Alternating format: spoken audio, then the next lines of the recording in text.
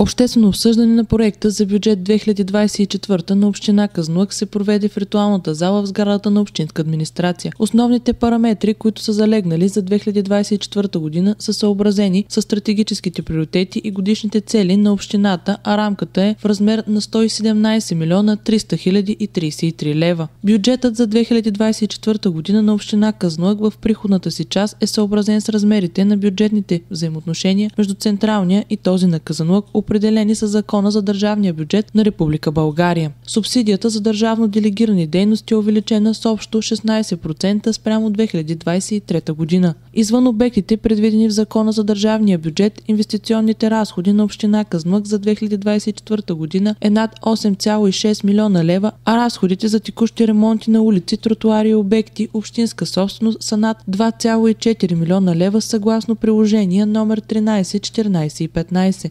Инвестиционната програма, която е част от бюджета за 2024 година и с която предполагам като предложение вие сте се запознали всички, мога да кажа, че обектите заложени в нея отразяват принципа на равнопоставеност, какъвто винаги сме търсили и постигали през изминалите години. Равнопоставеност както между град Казанлък и населените места в община Казанлък, така и по отношение на различните зони в град Казанлък.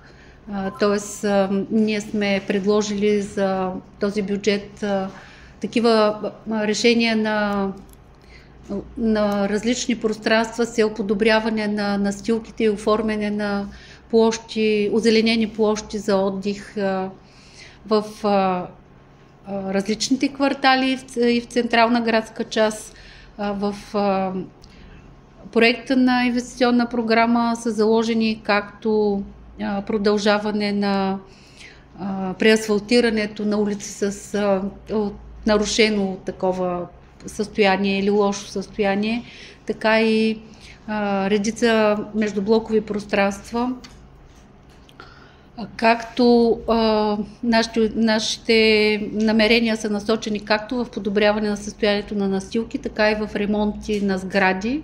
И аз само ще отбележа някои от по-съществените обекти, които предлагаме да станат част от този бюджет, като ще ви зачета междублоковите пространства, по които смятаме, че е подходящо да се работи през следващата година, като е важно да направя и забележката, че тези междублокови пространства, които са предложени, са част от тази програма, която стартира през 2021 година по инициатива на общински съветници, чрез кандидатстване на сдруженията на етажната собственост и посочване на желанията и необходимостите, свързани с пространството, в което се намира тяхната сграда, да бъдат решавани проблемите съвместно, т.е. чрез диалог, като община Казанлък се ангажира с изработване на проекти, които претърпяват един процес на съобщаване и съгласуване с сдруженията на етажната собственост и след това се преминава към възлагане на изграждането на пространствата. Това са тези междублокови пространства около улица 6 септември, между улица Батак и Трапезица, междублоково пространство, което е северно от улица Цар Иван Шишман, такова в ЖК Васил Левски до блок 30, междублоково пространство в ЖК Изток до блок 11, както и проектиране и изграждане на улица за достъп до сгради на булевард Розова долина 3, 5 и 7. Измежду улиците, които са заложени като подобряване на пътните настилки, са улица Старозагорска, улица в квартал Люляк, улица пространството, което е на паркинга до улица Трапезица и източно от музей Чудомир и улица Тунджа, както и преасфалтиране на улица Антон Страшимиров.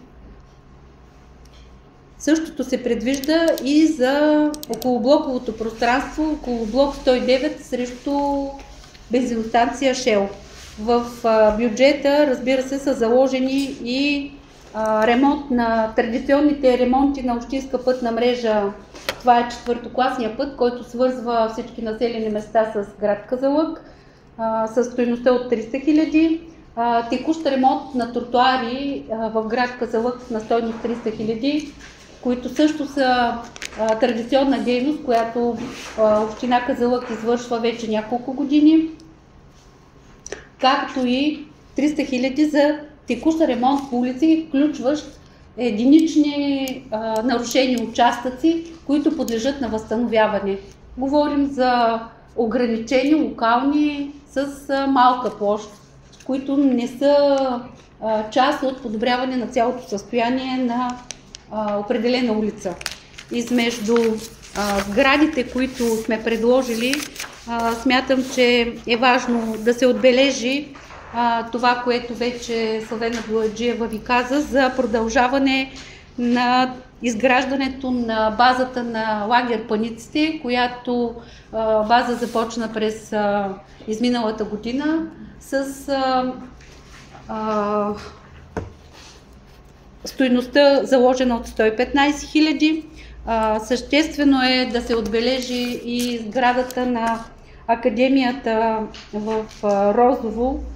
Това е изграждане на следващ етап, това е изграждането на спален корпус, който ще търсим да реализираме съвместно по проект с Красива България.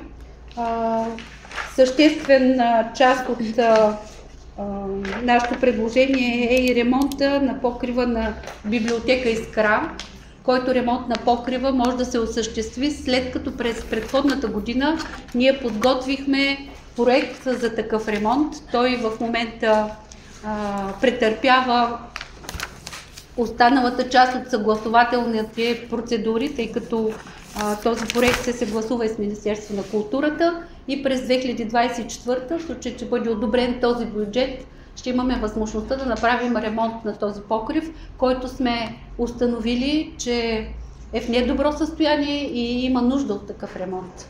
В бюджета на общината са заложени и редица дейности върху детски градини, но аз съм сигурна, че вие имате възможност и сте се запознали с пълната част на предложението за инвестиционна програма към бюджета. Въпреки увеличаващите се цени, община Казанлък не предвижда увеличение на местните данъци и ще запази всички свои социални политики в полза на гражданите.